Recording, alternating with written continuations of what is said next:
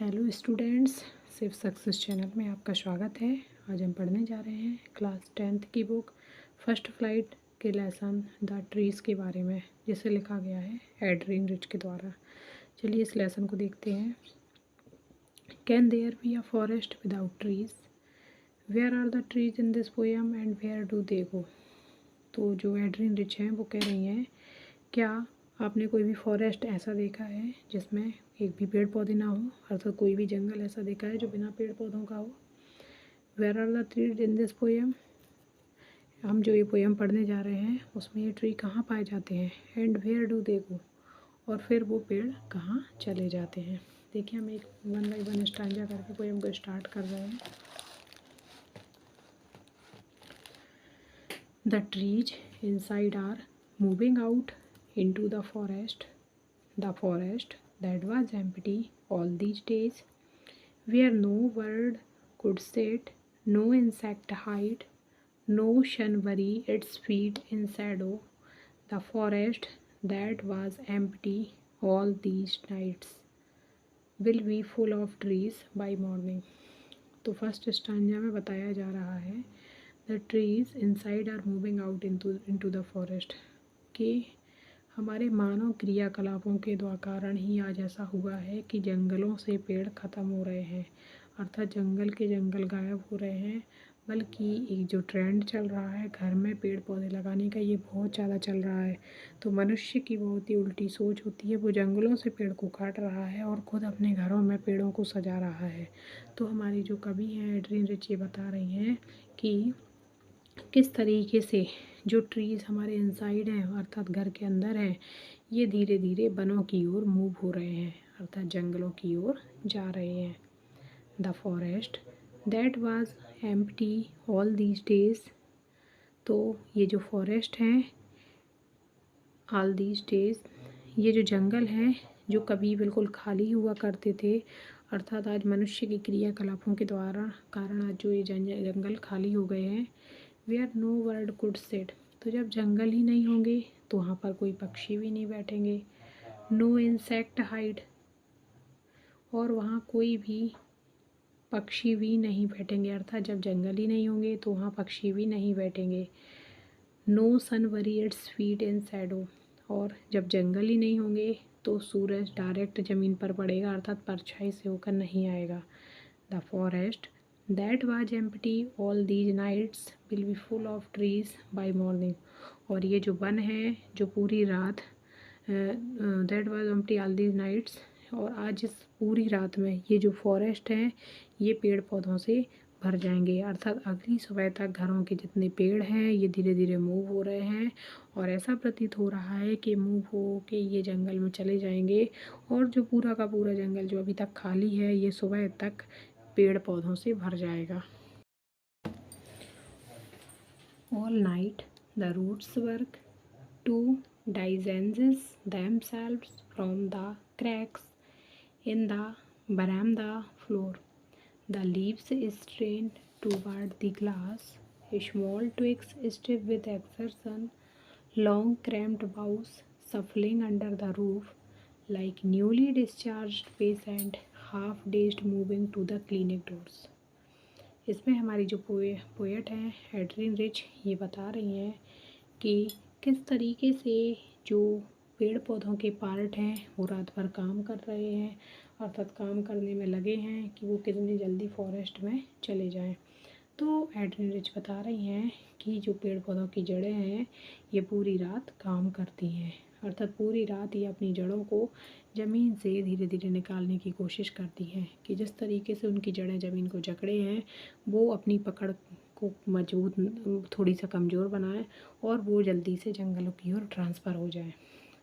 To disengage themselves from the cracks, और ये जो जड़ें हैं ये बरामदा से अपने आप को निकाल कर जंगलों की ओर शिफ्ट करना चाहती हैं। In the veranda floor the leaves strain toward the glass, और जो पेड़ पौधों की पत्तियां हैं ये ग्लास को धकेल रही हैं, अर्थात ये ग्लास से आगे बढ़ने की कोशिश कर रही हैं। स्मॉल ट्विक्स स्टेप विथ एक्सर्सन, और जो छोटी छोटी टहनियाँ हैं, छोटी छोटी ब्रांचेज हैं, ये भी विंडो से बाहर निकलने की कोशिश कर रही हैं। Long cramped boughs shuffling under the roof, और जो लंबी लंबी ब्रांचेज हैं वो भी ऐसा लग रहा है जैसे रेंग रेंग कर वो वहाँ से बाहर निकल रही हैं। अर्थात कहने का आशय ये है कि जो पेड़ बरामदा में लगा हुआ है इसके सभी पार्ट कोशिश कर रहे हैं कि ये कितने जल्दी इस घर से बाहर निकल जाएं। अर्थात उनकी जड़ों को प्रॉपर ना तो पानी मिल पा रहा, ना मिट्टी मिल पा रही, ना सूर्य की रोशनी मिल पा रही है। तो ये कोशिश कर रही है कि कितनी जल्दी वो फॉरेस्ट में चली जाएँ जिस चीज़ के लिए वो बनी है। Like newly discharged patient half dazed moving to the clinic doors, जिस तरीके से कोई पेशेंट जब हॉस्पिटल से डिस्चार्ज होता है तो वो कितना अधिक प्रयास करता है कि वो कितने जल्दी अपने घर पहुंच जाए, उसी तरीके से इन पेड़ पौधों की भी बराबर यही कोशिश है कि वो कितने जल्दी फॉरेस्ट पहुंच जाए।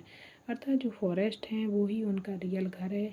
ये तो कुछ टाइम के लिए तो वो घरों में रहती हैं, उनका टेम्परेरी घर है। यहाँ उनको ना तो ठीक से भोजन मिलता है, ना पानी मिलता है, ना उनको रहने का स्थान मिलता है, ना उनकी जड़ें ठीक तरीके से अपनी मजबूती बना पाती हैं।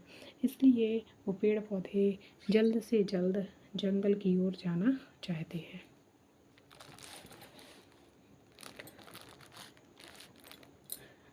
देखिए थर्ड स्टांचा में क्या बताया गया है। I sit inside doors open to the बरामदा।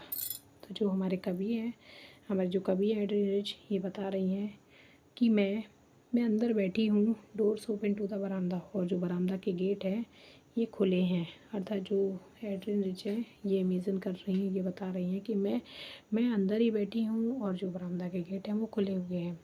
राइटिंग लॉन्ग लेटर्स, और मैं लंबा पत्र लिख रही हूँ। In which I scarcely mention the departure of the forest from the house.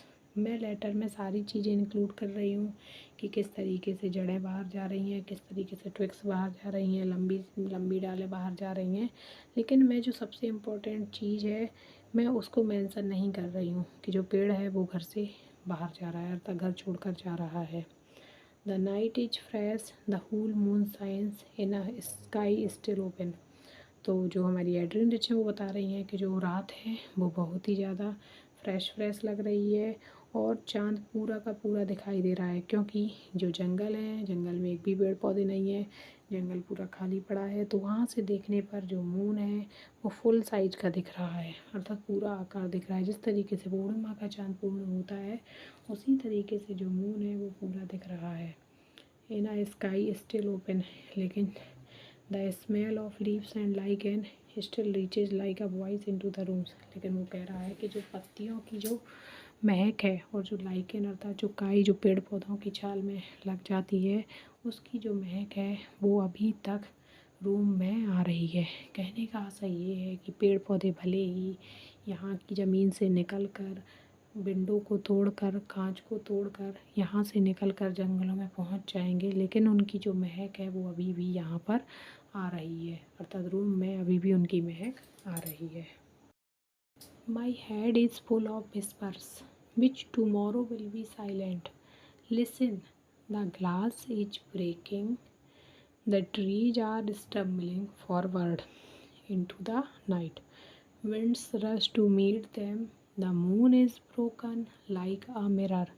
Its pieces flash now in the crown of the tallest oak. देखिए fourth and last stanza में एड्रीन rich बता रही हैं कि माई head is full of whispers, कि इस तरीके से कई प्रकार के ख्याल मेरे मन में आते हैं और मेरा जो दिमाग है वो कई तरीके से भर चुका है, अर्थात कई तरीके की चीज़ें सोच सोच कर मेरा दिमाग पूर्ण रूप से भर गया है। विच टुमारो विल बी साइलेंट, लेकिन एड्रीन रिच बता रही हैं कि लेकिन कल तक मेरा दिमाग पूर्ण रूप से शांत हो जाएगा, क्योंकि कल तक पेड़ ही नहीं बचेंगे बरामदा में, तो किसी भी प्रकार के मेरे मन में थॉट्स भी नहीं आएंगे, और जब थॉट्स नहीं आएंगे तो मेरा मन पूरी तरीके से साइलेंट हो जाएगा। Listen, the glass is breaking. तो वो कहती हैं सुनिए सुनिए, कांच के टूटने की आवाज़ आ रही है, अर्थात कांच टूट रहा है। क्योंकि जो पेड़ पौधों की शाखाएं हैं, डालियां हैं, ये धीरे धीरे अपनी जगह बना रही थी कांच से निकलने की। जब उनकी जगह नहीं बन पा रही है तो उनने सीधा कांच को तोड़ना स्टार्ट कर दिया है, ब्रेक करना स्टार्ट कर दिया है, अर्थात कांच के टूटने की आवाज़ आ रही है। The trees are stumbling forward, और जो कदम ट्री है वो अपने निरंतर आगे कदम बढ़ा रहा है, अर्थात उसे वनों में जाना है और वनों में जाने के लिए वह बहुत ही अधिक उत्सुक है। Into the night winds rush to meet them, और एड्रिन रिच बता रही हैं कि रात्रि के टाइम तेज़ हवाएं चल रही हैं जो पेड़ पौधों से मिल रही हैं। The moon is broken like a mirror, its pieces flash now in the crown of the tallest oak. तो हमारी जो एड्रिन रिच हैं वो बता रही हैं कि सेकंड स्टांजा में जो मून था वो पूर्ण रूप से पूरी रोशनी देने वाला था, अर्थात फुल मून था, क्योंकि जो हमारे जंगल थे वहाँ पर पेड़ पौधे नहीं थे, तो पेड़ पौधे ना होने के कारण नीचे से ज़मीन पर खड़े होने से जो मून है वो पूर्ण दिखता था और पूरा साफ दिखता था। लेकिन जैसे ही ये जो पेड़ पौधे हैं ये जंगल की ओर चले गए तो जो मून है वो अब स्पष्ट नहीं दिखाई दे रहा है, क्योंकि जो सबसे लंबे ओक के पेड़ हैं, ओक के पेड़ों में मून की परछाई छिपने के कारण पूर्ण रूप से मून नहीं दिखाई दे रहा है। इस तरीके से हमारा ये लेसन स्टार्ट हुआ था और लेसन ख़त्म हो जाता है। 4 स्टांजा में ये लेसन पूर्ण रूप से ख़त्म हो जाता है और एड्रिन रिच को इसको बहुत ही सुंदर तरीके से, मनमोहक तरीके से रिप्रेजेंट कर रही हैं। अब देखिए नीचे हम एड्रिन रिच के बारे में भी पढ़ लेते हैं। Adrienne Rich was born in Baltimore, Maryland, USA 1929। जो एड्रिन रिच है इनका जो बर्थ है वो 1929 में यूएसए में हुआ था। She is the author of nearly 20 volumes of poetry. उन्होंने पोएट्री में लगभग 20 वॉल्यूम्स की रचना की है। And has been called a feminist and a radical poet, उनको फेमिनिस्ट और रेडिकल पोएट के नाम से जाना जाता है।